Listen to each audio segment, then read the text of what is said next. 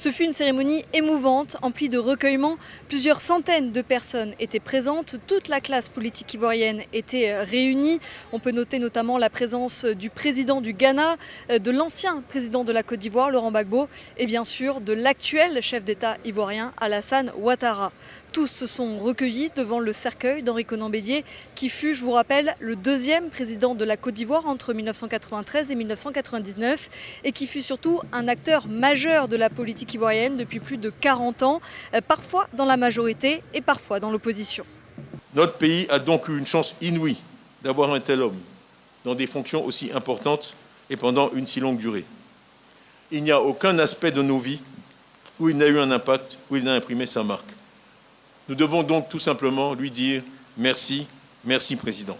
La Côte d'Ivoire perd en vous un lieu de repère, un condensé d'expérience, un homme accompli et d'accomplissement, un artisan de paix, un fervent adepte du dialogue fécond, un grand serviteur de l'État, un homme d'une envergure indéniable, une personnalité historique qui a su bâtir son histoire en influençant l'histoire de son pays.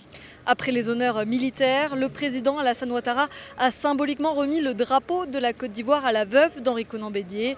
Les obsèques vont se poursuivre pendant une semaine, principalement au village de Pépressou, le village natal d'Henri Konan Bédié, situé dans le centre-est du pays. Il sera ensuite inhumé dans la plus stricte intimité le 1er juin prochain.